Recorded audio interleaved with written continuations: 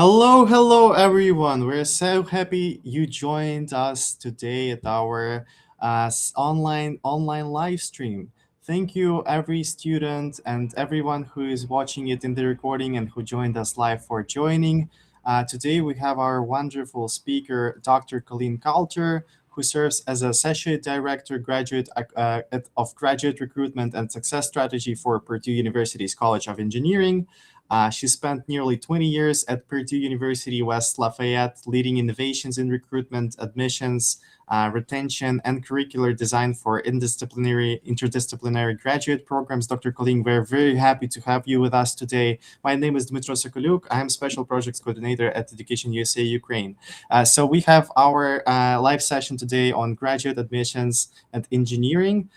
We have our wonderful speaker with us today. We're very grateful you were able to join us today. Dear participants who joined us live, please feel free to ask questions in the chat whenever you're on Facebook or YouTube. The questions will be answered in the end of the presentation. I will read them aloud, and Dr. Colleen will be able to answer them. So thank you, everyone, for joining. Dr. Colleen, please, the floor is yours. We're very excited to hear more about engineering admission. Thank you very much. It's an honor to be here to speak with all of you today about Purdue's College of Engineering and just about applying to graduate school in engineering in general. So I will open up my slides now and begin the presentation. So I'll be talking about graduate engineering studies and considering options for the future.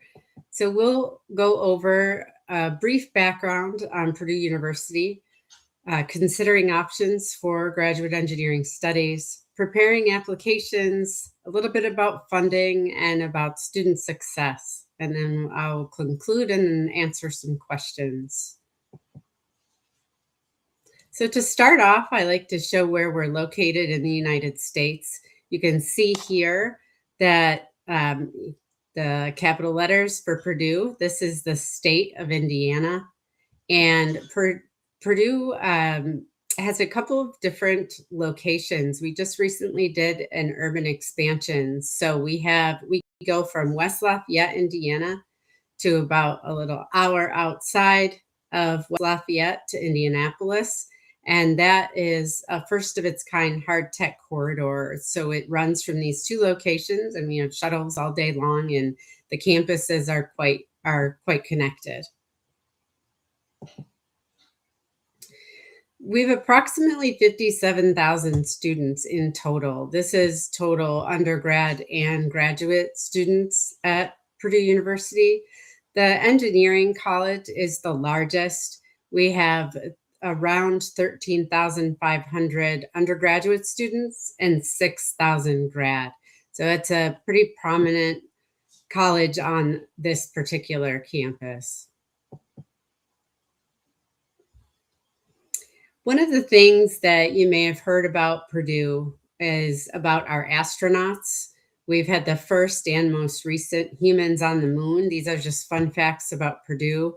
We're known to be the cradle of astronauts. We have 26 that graduated from Purdue, including Neil Armstrong, first man on the moon here, who's pictured. And this is where the College of Engineering is administration, and the dean's office, where I work, is located here at Armstrong Hall. We have more than 47 space shuttle flights that have had Purdue alumni on board as well. So even if you're not interested in engineering in space, these are just neat things to know about Purdue. So why do we consider going to graduate school? I always like to start with this because I think there's a lot of different reasons that bring us to arriving at the decision that we want to go on for graduate school. One of the reasons is to become an expert and generate new knowledge in your area. You have an area you're really passionate about, you want to continue research, or you want to continue some sort of, technical aspect that you'll bring to industry, or you want to grow your professional network. It's a great way to, continue on from your undergraduate studies and grow that network for your career. and enhance future career options and impact on society. I think that is definitely, there's a lot, when people go on to graduate school, there's definitely a part of it that is about impacting those around us in a positive way. When you're considering your options on what institution or what program to go to, you want to look at the research culture and the infrastructure. What kinds of collaborations are people doing? Just in general, do people work together well across different areas of the institution? What kinds of facilities do you have so you can get your work done right on that particular campus or in that area? There should be premier networking opportunities. There should be some faculty that you're really eager to work with in your field. Access to the world's leading publications is another thing that's really important. Purdue University is what we call a Research One university. So we have our libraries spend millions and millions of dollars to get subscriptions to the leading publications. Funding opportunities are available depending on the type of degree and type of work that you're doing for graduate education. And then skills and career readiness. So I say like professional development is really what that means. And you want to make sure that there's professional development opportunities there for graduate students to help you shape your future. One of the things I like to point out is that while we have 14 schools or divisions of engineering, there are literally hundreds of different options in what you could pursue. And that's combinations of not only the main areas of interest that are, or the main majors that are listed here, but there's all kinds of combinations or different degree levels, different specialty areas that can be pursued. Also, different forms of delivery. Some are online, some are in person, some are hybrid. They might be a little bit of both. So there's all different combinations to hopefully make it so that you can design a program that fits your needs best. So what happens once you consider that you definitely want to apply to graduate school, and where do you want to apply? Say you've narrowed down some institutions, done some research on websites, and you say, okay, I know what kind of engineering I want to study, but I'm not sure what degree level. So we'll review the master's versus the PhD, like what is the difference? So master's degrees in engineering generally are in Masters of Science, can be Master of Arts, but they're usually around 30 credits.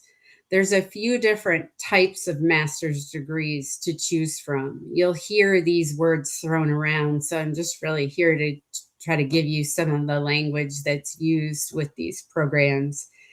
Thesis is one way to do research and take courses. Non-thesis would refer to courses only, but it's still an academic pursuit. And then there's professional masters, which is usually it's courses only, but then it usually has some sort of connection to industry, whether it's like a co-op or it's an internship that you do, or it's some sort of industry partnership project that's required for graduation. And then these generally take 1 to 2 years. I would say the professional masters really are designed to get you in and out pretty quickly. The non-thesis then would be the next fastest, depending on if you're full-time or not, of course. And then there's the thesis, which has the added research component, so it can take a little bit longer. So these go from about 1 to 2 years, and they lead to careers that require some sort of specialization, allow you, to advance beyond an entry-level position, management positions, and some research. So some middle management type positions. And then there's the PhD, which is the Doctor of Philosophy degree, and this would be in engineering. We have also, in addition, we've just developed and launched a Doctor of Engineering degree. So we call it the DEng. And that is for people that are in industry that then want to go back and get a doctorate while they're working. But this particular one, the PhD, is the most research intensive degree that we have. Some of them allow students to apply directly and get directly into the PhD from their undergraduate studies. And then some of them require a master's. Either they require a master's upon applying, or they require you to earn a master's along the way. So they'll accept you into the PhD program under the auspices that you will earn a master's on the way to the PhD. These are usually 90 credits. If you have a master's degree already, usually about the 30, will count. So you'll have about 60 credits left. But most of that is research anyway. So when you do a PhD, you do what we call a dissertation, and that's a major research project leading to about 3 to 5 years additional time of your studies. And that's when you're becoming an expert and a producer of knowledge. So naturally, it takes a period of time to do that. We are working on some different types of degrees, different types of PhD pathways that are more compressed, but still time intensive. These lead to careers in research and development, leadership, academic positions. Definitely, if you want to go into an academic position, a PhD is the route you want to take. But there are a lot of students now that graduate with PhDs and end up in industry and really highly influential positions, or in work in government positions and things like that at national labs. Now, once you decide you're going to apply, it's interesting when you apply to a graduate program because there's a few different offices that you'll deal with. You can't just apply directly to, say, electrical engineering, and that's all you have to do is deal with electrical engineering. You have to usually deal with a part of the university that manages the online application system, and for all of the programs on campus. So in Purdue's case, this is the office of the vice provost for grad students. And they manage the online application system, and they officially grant admission. So you can get a recommendation for admission from the faculty of the college or school that you're interested in. But then what happens is that goes on to our provost office for grad students, and then they finalize that recommendation. So in between, here's your individual schools that are at the bottom of this with all the little faces. That's all the different schools. And then they set the admission requirements. They'll review your application. They're the ones who stay in touch with you as you say, have you gotten this piece of have you gotten this recommendation in? And they'll be able to tell you, what the status is of your application. And then in between that is the college graduate office, and that's where I'm at. So once you apply and maybe you're wondering who to get in touch with on either side, I'm somebody that acts as a liaison, and I can help you get to where you need to go. And that email address is for my office, for the graduate education office. You get my email from my email address that's direct to me from the beginning of this presentation. But this is also a great place to write to get a hold of me or anyone that's on the team with me. So parts of the application, I just wanted to briefly mention that in addition to having this online application form and fee, there's a statement of purpose that you'll write, a personal narrative. This is pretty standard across colleges of engineering and really across colleges throughout the United States. So a lot of these materials, once you gather them, then you can use them for the different schools you're applying to. Letters of recommendation, they will have to send in, your recommenders will have to send in letters to each institution separately. There's standardized test scores, but these are not always required. And this is where you go and you look at the specific school that you're applying to. You want to find out, do they require the GRE? Some will say it's optional. And then some will say, it's required for, certain degrees and maybe not others. So that's something you definitely want to check out in advance to see if you need to take the GRE. Then there's the TOEFL or IELTS, the language exams. We ask for grade point average, and this, I think, this is based on the U.S. system that's standardized for the most part out of 4.0, but you do not need to translate. So if yours is out of, say, 10 points and you're 9 point, you can list that. And Purdue is a highly international university, so we know about all different types of transcripts that we see. And so that leads to your transcript, which is all your courses you've taken and how you've done in them.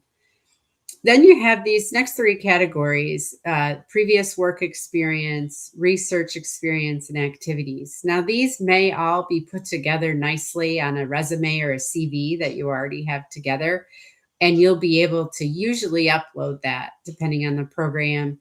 But the way that the way that these online applications are set up is that they're going to still ask for this information in a field format, so that it's easily searchable. So you will still need to fill it in. But if you have your CV, it's easy to just fill out these sections. I know that sometimes that can be overwhelming, but I think it's easy enough if you're maintaining your these three things separately. I mentioned the fee waiver on the last slide, and so I like to always encourage you to look for opportunities for free application waivers. So these they'll come in different forms from different institutions.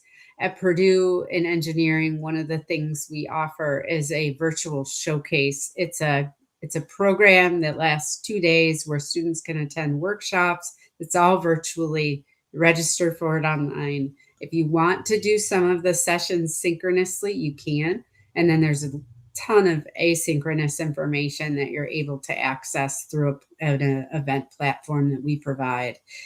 One of the most important sessions, I think, within this program is, of course, the program information, where you can meet with faculty and administrators and students from the different schools you're interested in. So you're able to go into up to 2 different sessions. And so say you want to check out, aerospace engineering and mechanical engineering, you'd be able to meet some of the faculty in both of those throughout this 2-day schedule.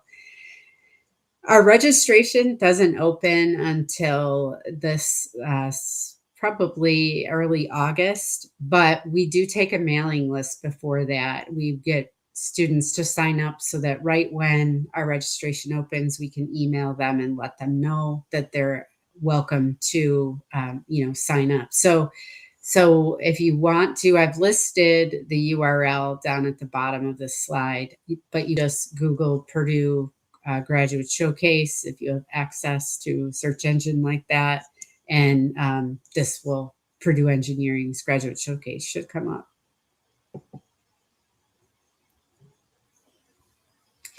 I'm going to go back to that slide. I want to say one more thing. So in order to get the fee waiver, you don't have to attend every single session. You just need to register for the event. And then you need to complete a questionnaire. And it's questions about things that go on during the showcase, just to help you learn about engineering. So it's just 10 easy questions. And then what we do is we send you the information on how to obtain the fee waiver or list it in your application so that you're able to get that discount.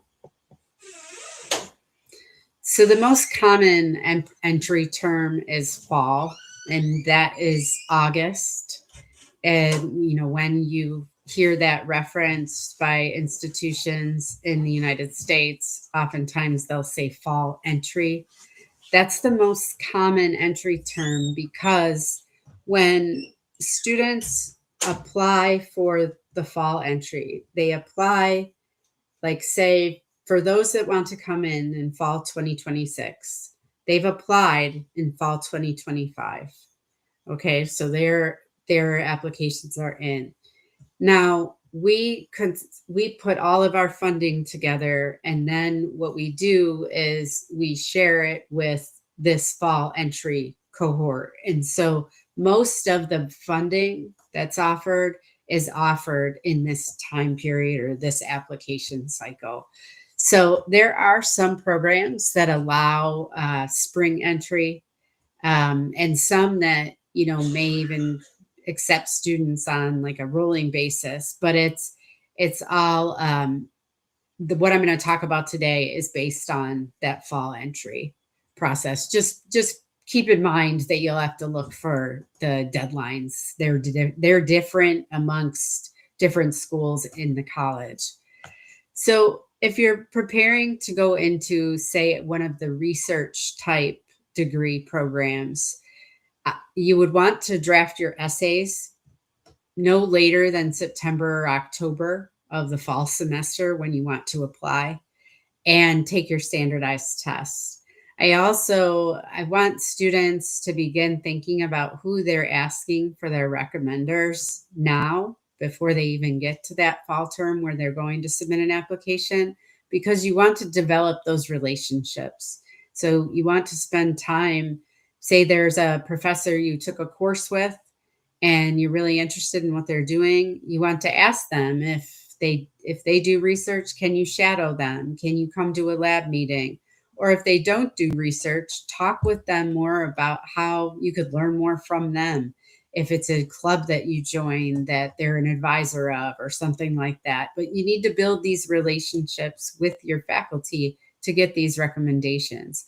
Another thing is summer research programs. If there's summer research programs that you're interested in doing at different institutions, those are offered quite often throughout the United States, and it can be pretty robust research opportunities.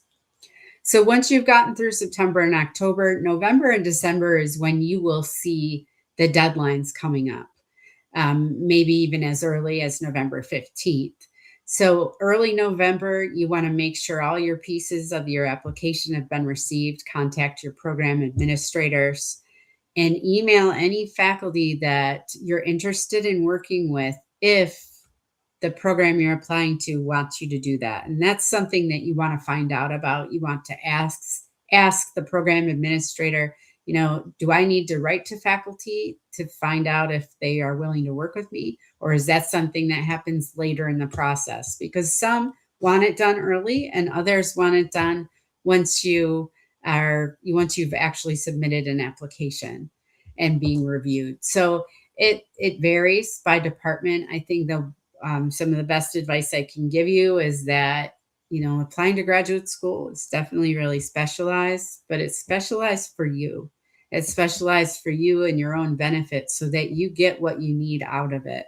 But it does mean it's quite time intensive to do the research to figure out what program is right for you. But never hesitate to ask questions and reach out to people. Ask as many questions as you can so that you can land in the right place.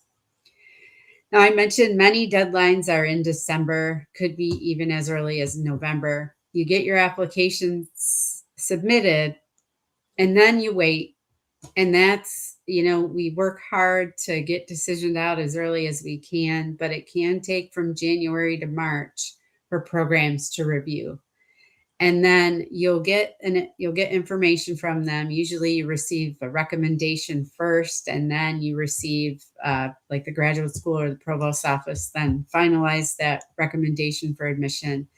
But you're usually asked to accept an offer by no later than April 15th. April 15th is a pretty standard deadline across the United States for you to decide, but it gives you some time. So at least if you hear as late as March, you would at least have until April 15th to decide on if you wanted that particular offer. One of the things I mentioned is funding. So funding goes to students who are doing research for the most part. That's how it works. So this is kind of a, an upside down triangle here showing you that PhD students are funded. So their funding can come in all different forms. And some of the different forms here, again, I'm giving you kind of the terminology that is used, but it can vary across institutions. But for the most part, there's fellowships, there's RAs or research assistantships, teaching assistantships, and graduate administration assistantships. So you can see here that PhD students and master's thesis students are generally eligible for all of those. And it's even upon just submission of the application that these students will get considered for funding. So they don't have to submit another application for funding, or they don't have to write anywhere that, yes, I want funding. They'll get considered for it for these research type positions. It's when you get into the non-thesis or the professional masters where funding options are a little more limited, because the students in these programs are just taking courses. So they may be eligible for a teaching assistantship or grad administration assistantship, but also their funding may come from an employer or may come from self-funding. So you can see where you get down to the master's, that's the professional master's, which is tied much more closely to industry partnerships. And you can see here that their funding is either employer or self-funded. So that's in general how the funding works, how the distribution model is set up. And that's really because, when you're conducting research, you're doing the work. Graduate students are a big driver of our research success at the university, for sure, in terms of accomplishing projects, and they play a big role in that innovation sector. So types of funding. I mentioned this a little bit on the last slide about the different categories of funding. And this is what that means. Like, to get a fellowship it's generally money that comes to the student based on some sort of competitive review that they usually have submitted, either a really competitive application, or there's internal and external. So when it's external to the university, external funding, there's definitely some other application process that's required to then be able to get granted the fellowship money. Now, fellowships, depending on how they're administered, this is where it starts to get a little confusing. They may require work, or they may have other requirements. For the most part, a standard fellowship does not have work related to it. Assistantships, again, here's the research, teaching, or administration. Students work part-time. They're usually required 20 hours at Purdue, and they get a tuition remission, which means they never get a bill. They don't have to pay any sort of bill. It's covered by whatever category of assistantship they have. And then they receive a paycheck or a salary. We call it a stipend here. And then there may be other benefits with it. Like there could be a supplement to an insurance fee, or there may be something else. So when you're securing funding for assistantships, you might wonder, well, where does this funding come from? So if it's a research assistantship, it'll come from faculty that submit grant proposals to receive research funds. So they may receive it from a government agency, a corporation, a nonprofit organization, sometimes different private organizations. So there's all kinds of funding that faculty may bring in. This is something, if you're interested in research master's or a PhD, this is something you can ask about. You can say, how is your lab funded, or how is your work funded? If you can't tell from doing the research that, by looking at papers or looking at just a profile of a faculty member you're interested in, you can always reach out to them and ask, and they'll tell you. And then the other part of that is ask their students. So I know your lab is often funded by, say, government agencies, but how are students funded? Do you have to teach? Are you required to teach for at least a couple of years? Or are you always on research funds? You want to ask those questions. And I'm here to empower you to do that and know that, that's what you want to find out if it's a fit for you. Some students, they come in, they want to do research, but they really want to get some teaching experience. That's something you want to tell your potential advisor that you're interested in, and see if that lab can satisfy some of those interests. So the funding process, as I mentioned, some internal fellowships, so those that are granted by Purdue, you're automatically considered for when you apply to engineering. External fellowships, you have to apply for directly. You'll need to find them, apply for them, talk to faculty about them, and definitely different, depending on where you come from, fellowships can be offered. Education USA is really great in terms of knowing a lot of those resources and getting you to them. And that is my experience with Education USA for sure, that they are going to help you with all these things I'm telling you about. They're going to help you learn even deeper into some of these areas. So eligibility, benefits, how long the funding lasts, requirements, all of that varies quite widely. There may be full or even partial fellowships. So sometimes if you can't get complete funding, you can get partial. And then again, the work requirements can vary. This is, if you're applying for external fellowships, we always recommend 1 year. You want to start 1 year before you plan to go to graduate school. So now into realizing student success. So one of the things that when you go and you apply to a graduate school, you want to make sure you find a place that's going to help with your professional development, no matter what degree you're pursuing. You want to have opportunities to either do conference presentations, committee leadership, recruitment, be involved in recruitment, all different ways that you can be involved in your college and in your field.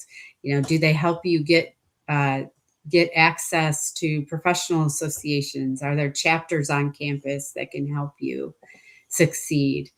There's all kinds of things that we offer in the College of Engineering for our graduate students to attend. Workshops on preparing fellowships would be one of them that comes to mind. Travel grants.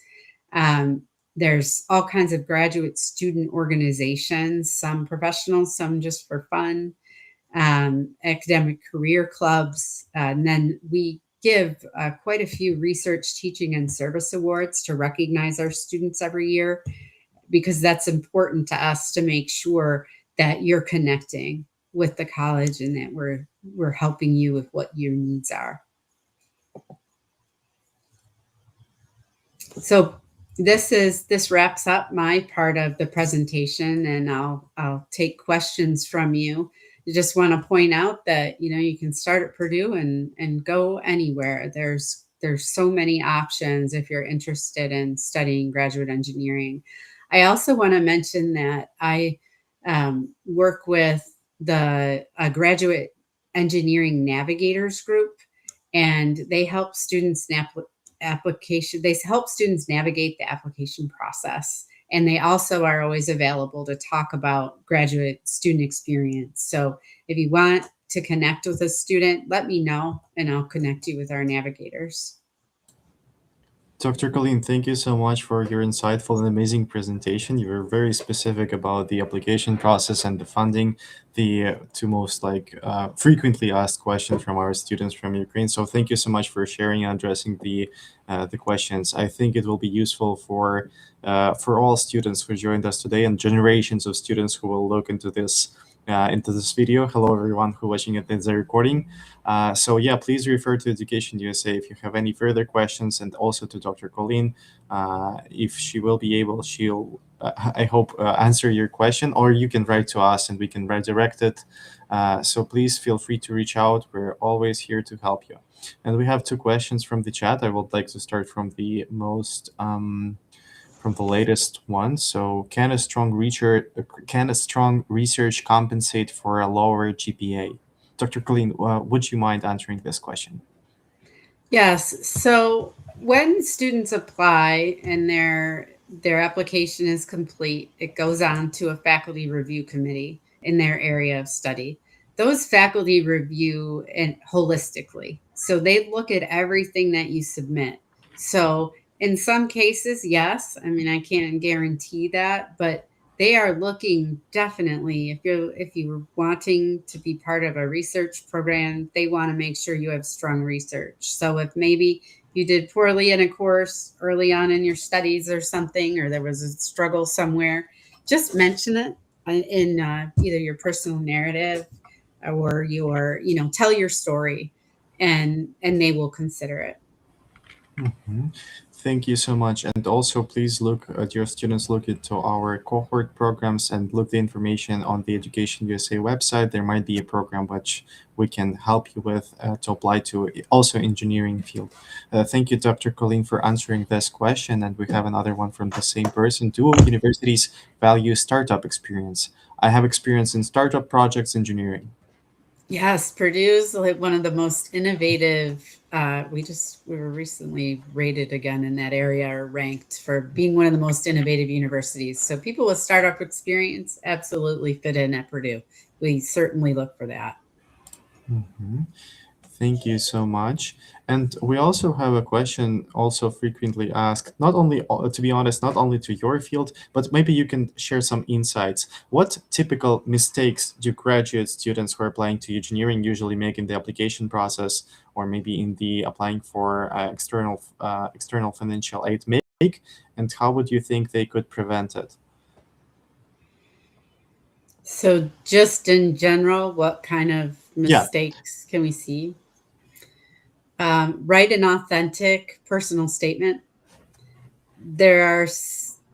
What I often remind students of, or applicants of, is that these faculty review thousands of these. So make it authentic, because if it's some flowery thing that doesn't get to the point of what your experience has been, it can be difficult to ascertain if you're really ready for graduate school. The other thing is get experience be in a club, be in an engineering club of some sort, be in some sort of academic club. If you can't get research, try to shadow somewhere, try to get an internship. There's all kinds of experience that really brings you to the point that you want to do graduate school, and we look for that. We look to see that you've had those experiences, so because we want to make sure you can finish. It's so easy to get caught up in, and understandably so, but you got to get caught up in, am I going to get accepted? Am I going to get accepted? But you want to think about it on the other side, because they're looking and they're thinking, is this student ready for this? Are they going to finish? Because we want students that complete degrees and go out and, utilize what they learn at Purdue. So that's just some different ways to think about it. So I would say be authentic in your statement. Tell your story. If there are some things that, you feel like are weaknesses, talk about them. Don't hesitate. It's not going to be, you can't hide it, right? If you did poorly in a semester or in certain classes, it's going to be there, and the faculty will see it on the transcript. And if you've told your story about why it happened and how you now have strengthened that weakness, then they have more of an understanding of who you are.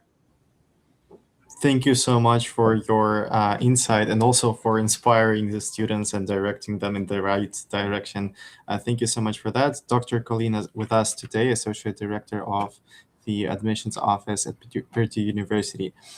Dear students, I don't have any further questions in the chat. In case you're watching in this recording, and I understand there are challenges in attending live sessions in Ukraine due to different reasons, it doesn't mean you can't ask a question. Please feel free to reach out to us or Dr. Colleen, or us both if you'd like. Yes, we're here to help.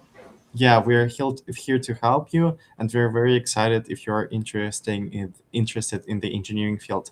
Dr. Colleen, once again, thank you so much for being able to join us. I think it will be useful for all the students who are interested in applying, all the Ukrainian students who are interested in applying in the field. I hope we will continue working and communicating with you in the future. And dear students, thank you everyone for joining us today in live session, and for everyone who is watching the recording. I wish the great day for the USA and the great evening for the Ukraine. Good night, everyone. Yes, See you absolutely. later. Bye. Take care, everybody. Thank Bye. you.